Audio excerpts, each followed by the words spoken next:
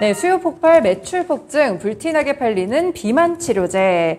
네, 요즘 또 제약바이오 섹터에서 굉장히 핫한 쪽이 바로 이 비만 치료제와 관련된 쪽인데요. 또 조금 전에 또 오늘이죠? 어젠가요? 노보 노디스크 또 3분기 이익이 나왔습니다. 상당히 좋게 나왔었고 또 앞으로도 고용량 경구용 세미글루타이드를 또 출시한다는 내용까지 오늘 오전에 좀 있었는데요. 그럼 이번에는 손 팀장의 의견부터 좀 들어볼게요. 어떻게 보시나요, 비만 치료제? 네, 우선 뭐 비만, 당뇨 치료제 이런 것들이 불티나게 팔리는 게 투자 전문가 입장에서는 좋은 일이지만 어떤 사람의 건강을 생각한다면 이렇게 불티나게 팔리는 게 마냥 좋은 일인가? 그런 생각이 듭니다. 이제 좀 소비 심리를 본다라고 하면 우리가 뭐 건강, 뭐 치료 이런 부분에 돈을 아끼지 않는다는 것은 알지만 사실상 우리가 그 상황까지 이제 헬스 트레이더나 네. 의사분들께 물어보면은 사실 이런 치료제를 써야 될 상황이 오기 전에 미리 건강을 지켜서 이런 일이 없도록 하자라고 이야기를 하고 있는데, 그럼 이제 뭐 헬스 트레이너나 뭐 의사 선생님들 의견이다라고 판단되고 있고 투자 전문가 입장에서는 동향이 그렇다고 하면은 이를 이용해 보자. 근데 이를 이용할 수 있는 종목들이 워낙 좋은 실적을 보여주고 있고 시장 규모가 커지고 있으니까 아쉽지만 그를 통해서 좀 수익을 가져가 보면 좋을 것 같다고 판단되고 있고요. 일단 앵커님께서 노보노 디스크에 대해서 실적 관련 이야기 해주셨는데, 노보노 디스크나 일라이 릴리가 어느 정도 시장의 위치를 갖고 있는지는 좀 평가를 해봐야 된다고 판단됩니다. 제가 말씀을 이사님 갑자기 이렇게 혹시 제 얼굴 이야기 나왔나요? 아니. 이사님이 지금 채팅창에서 집중을 못하고 계세요. 네, 그래서 그 말씀하시면 어떡해요? 저 어디까지 얘기했죠? 그래서 일단은 저는 전문가 입장이기 때문에 팩트 체크는 좀 짚고 넘어가야 될 것 같아요. 우리가 종목을 투자할 때 이 종목의 성장성도 보지만 안정성을 봐야 되거든요. 그럼요. 그래서 일라일리랑 노모노 디스크가 안정성이 없다는 건 아니고 당연히 실적이 나오고 있는 종목인데 이 기업이 저평가 영역이 있나 고평가 영역이 있나 이 부분 투자분들께서 반드시 체크를 하셔야 되기 때문에 좀 말씀을 드립니다. 노모노 디스크랑 일라일릴리가 호실적을 발표했다는 내용은 좀 생략을 하도록 하고요. 노모노 디스크랑 일라일릴리가 뉴욕 시장에서 시가총이 굉장히 상위 쪽에 있습니다. 맞아요. 그래서 노모노 디스크 같은 경우 시총이 4,500억 달러고 퍼가 47.6이고요. 일라이 릴리 같은 경우는 5,600억 달러가 넘어가고 퍼가 한 75 정도 됩니다. 이 와중에 이제 테슬라가 6,940억 달러고 엔비디아가 1조 달러. 그다음에 테슬라가 64.07이고 엔비디아가 108 정도 됩니다. 퍼가. 근데 이제 엔비디아 같은 경우는 작년에 실적 발표하기 전에는 240 정도였는데 이게 실적이 커지다 보니까 퍼가 떨어졌다. 그래서 이 종목들이 보여주고 있는 실적과 그다음에 이 종목들이 영위하고 있는 시장의 성장 규모를 본다고 하면은 사실 퍼가 50이 넘어가면 고평가 영역에 있는 것은 맞지만 이 시장이 커질 것이 자명하고 실적이 3개 분기 연속으로 꾸준하게 나오고 있기 때문에 고평가다라고 말씀드리기는 어려울 것 같고요. 저는 충분히 좀 저평가 매력도가 가질 수 있다고 판단되고 있고 일단 매매는 하겠는데 너무 기쁜 마음으로 매매는 하지 못할 것 같아요. 그만큼 이제 많은 분들이 운동을 하고 자기 체질 관리를 해가지고 건강을 지킬 생각을 하셔야 되는데 이제 뭐 배달 음식 좋아하시고 패스트푸드 좋아하시고 튀김 좋아하시고 맵고 짠 거 좋아하시다 보니까 이제 뭐 비만율이나 이런 것들 본인 얘기하는 거 아니에요? 저 정상 체중입니다. 저 정상 체중이고요. 그래서 이런 부분들이 미국이나 뭐 일본, 유럽에서 뭐 비만율이 늘고 하다 보니까 안타까운 건 맞지만 그에 따른 실적 수혜를 입을 수 있는 종목들이 있고 그 종목들의 시장 규모나 주가 추이가 좋다 보니까 우리는 뭐 그분들 건강은 그분들 하라 그러고 우리는 이를 통해서 수익을 가져갈 수 있을 것 같다. 그 좀 평가를 해보도록 하겠습니다. 네, 알겠습니다. 비만 치료제와 관련돼서 제약바이오 섹터들을 또 같이 훑어주셨는데요. 그러면 정 이사님은 좀 어떤 이슈 보세요? 제약바이오 섹터에서? 이 두 번째 섹터 같은 경우는 저보다 이제 우리 손 팀장한테 기회를 많이 주셔야 될 것 같아요. 왜냐하면 아까 전에 방송 준비한 건 되게 많은데 말을 다 못하고 한다고 되게 아쉬워하시더라고요. 방송 끝날 때마다. 아마 오늘도 그런 얘기 하지 않을까 싶은데 그래서 저는 짧게 할게요. 짧게 할 건데 지금 이제 제가 주목을 하고 있는 이슈가 뭐냐면은 이게 뭐 언론 그 제약 쪽 신문사인데 이게 국정감사 이후에 이제 보건복지부에서 3가지 계획을 이제 발표를 한다는 보도를 봤거든요. 이게 왜 보냐면은 그러니까 이제 제약 바이오를 좀 이끌어줄 만한 어떤 이슈라고 해야 될까요? 이런 것도 좀 있어야 되는데, 그러니까 예를 들게 되면 이제 제약 바이오가 최근에 제일 강했었던 때가 언젠가요? 코로나 때잖아요. 그렇죠. 그죠? 완전 커다란 스펙타클한 이슈가 있었잖아요. 그런 것처럼 바이오 같은 경우는 그런 게 좀 있어야 될 것 같아요. 그래서 제가 이거를 좀 주목을 하고 있는데 주요 계획이 뭐냐면 혁신가치 보상 약가 제도 개선, 제2차 건강보험 종합계획, 그리고 마지막으로 국무총리 산하 바이오 헬스 혁신위원회 출범. 그래서 마지막 세 번째 이 부분을 좀 주목을 좀 하고 있는데 연초에 작년 초인가요? 올해 초인가요? 그 국무총리 산하 혁신위원회 회의에서 그 블록버스터급 신약을 매년 한 개씩 개발하겠다 그런 얘기가 나왔었거든요. 그러니까 정부가 정책적으로 이제 바이오 산업을 키우겠다는 겁니다. 근데 그럼에도 불구하고 이번 정부 들어와서 제일 안 뜨는 산업이 바이오예요. 섹터가 제일 안 가요. 네네. 예.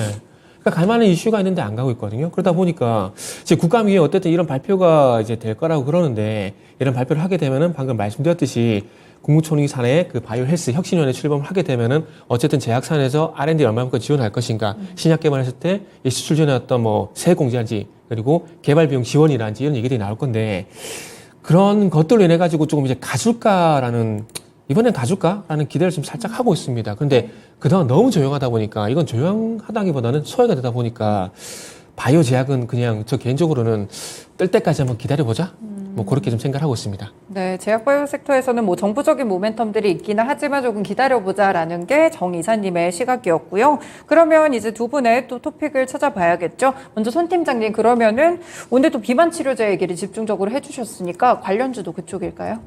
네, 일단 시청자분들께 소개를 드리려는 종목 펩토론인데 정말 탑픽을 고르기가 쉽지 않았습니다. 근데 네. 제약바이오도 굉장히 결이 갈리거든요. 그래서 정말 이 제약바이오도 옛날에 2019년, 2021년 이전에는 실적이 나오는 게 없다 보니까 제약바이오의 이름을 걸치면 다 갔었어요. 근데 네. 지금은 확실히 제약바이오다라고 해서 다 가는 게 아니고 확실히 색깔이 강한 종목들 위주 움직이는 부분이고 제약바이오 입장에서도 실적이 나오는 종목들은 있습니다. 뭐 셀트리온 그룹주 있고 뭐 삼성 바이오스 있고 뭐 한미약품 있고 유한양행 있죠. 근데 이 종목들은 움직임이 다 다릅니다.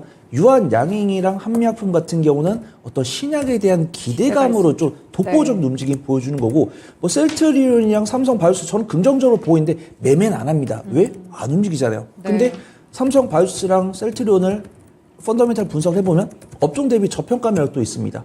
근데 이제 뭐 그런 종목들을 강하게 말씀드리면은 뭐 분식회계 기업 아니야? 근데 저는 그 중장기적으로 접근하실 분야고 한다면 매수가 가능하시겠지만 재미는 없다라고 사전고진 말씀드리고요. 사실 펀더멘탈로 제약바이오 투자하신 분은 많이 없는 것 같습니다. 확실하게 이슈가 있고 색깔이 있고 수급이 붙는 종목에 매매를 하는 게. 근데 손절 못 하시는 분은 전 제약바이오 하지 말라고 말씀드려요. 아니면 차라리 그냥 재미없더라도 셀트리온, 뭐 한미약품, 뭐 삼성 바이오스 이런 종목이 낫다 이렇게 판단되고 있고요. 제약바이오의 끝은 임상 3상 통과랑 이제 기술 이전 시에 그쵸. 많이 밀립니다. 네. 그래서 임상 1상, 2상 사이에 있는 종목을 좀 매매를 하시는 게 좋을 것 같다고 판단되고 있고 확실히 당뇨 비만 치료제가 좋은 치료제긴 한데 내용이 안 좋잖아요.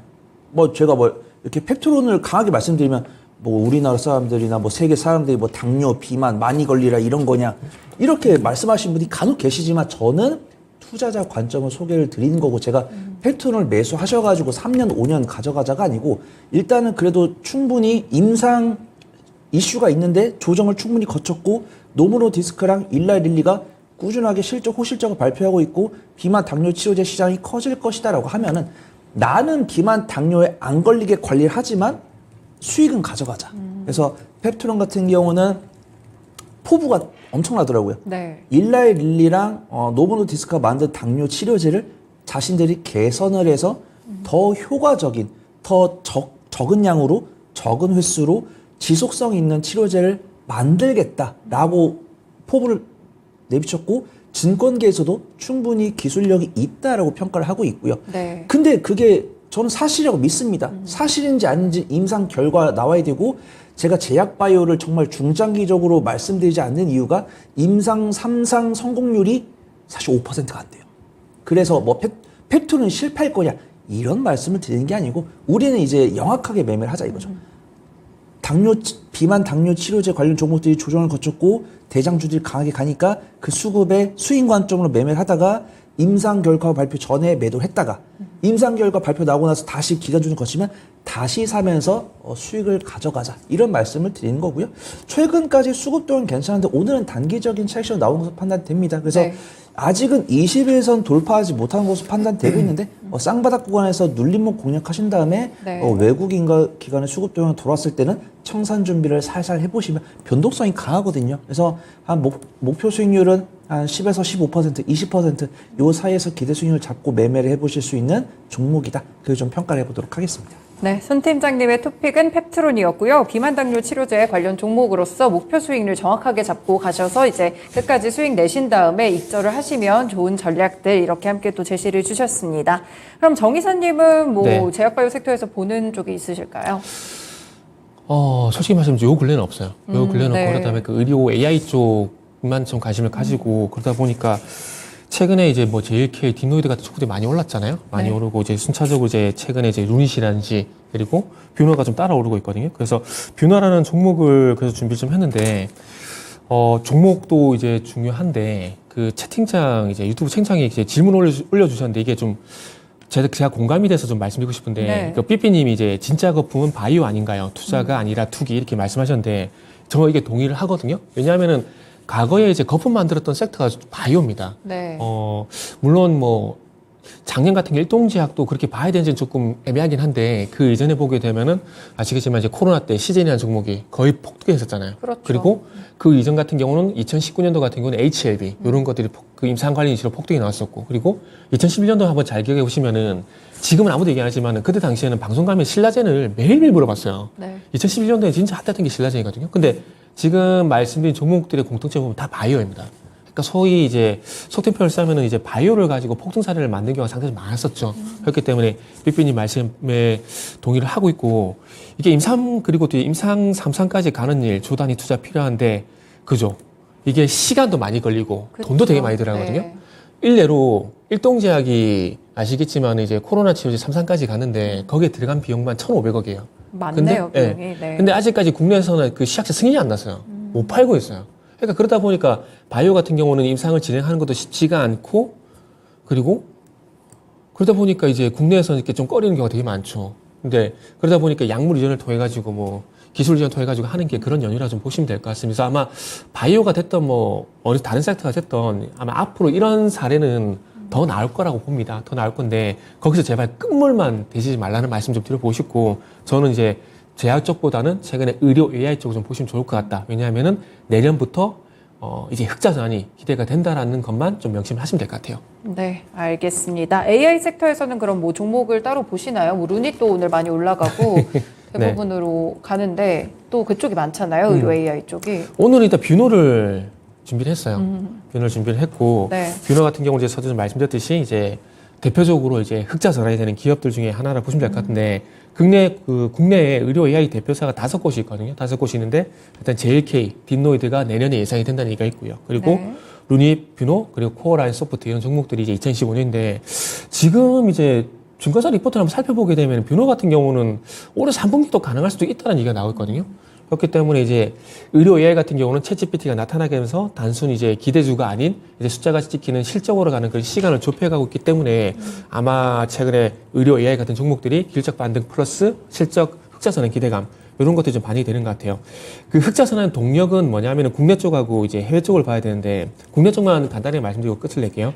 국내 쪽 같은 경우는 잘 아시겠지만 최근에 이제 혁신 의료 기술이 선정이 되게 되면서 그 선별급여 그리고 비급여의 지정고시가 발령이 됐습니다. 그러면서 이 뷰노 같은 경우에는 예를 들면은 AI 심정지 예측 의료기기 뷰노메드 딥카스라는 그 제품이 있는데 여기 8월달 기준으로 이제 국내 의료기관 40곳에 이제 공급을 했습니다. 그리고 네. 올해 60곳 정도 이제 공급을 하는 게 목표라고 좀 하고 있거든요. 그래서 도입을 시키는 걸 목표를 하고 있는데 이런 것들이 된다라면 해외 쪽은 말씀 안 드려도 이런 것들이 결국 이제 영업이익을 흑자전환을 이끄는 요인으로 될 수가 있겠죠. 연구개발비용이 충분히 들어갔고 이걸 이제 도입을 시키게 되면서 이게 이제 숫자로 지키는 그런 일, 반가운 일이 좀 발생될 것 같습니다. 그래서 오늘은 이제 제약 쪽보다는 의료 AI 쪽에서 뭐 뷰노라는 종목을 저는 탑픽으로 한번 제시해 보도록 하겠습니다. 네, 알겠습니다. 의료 AI 쪽에서 뷰노라는 종목까지 토픽으로 함께 제시해 드렸고요. 그러면 조금 전에 나온 말에서 손 팀장님 의견도 조금 궁금한데요. 제약바이오 섹터가 진짜 임상시간도 좀 걸리고 투자 비용도 많이 들어가는 추세잖아요. 그럼에도 불구하고 제약바이오 섹터 어떤 매력을 좀 갖고 있을까요? 네, 좀 확실하게 조금 칼 같은 투자 원칙으로 네.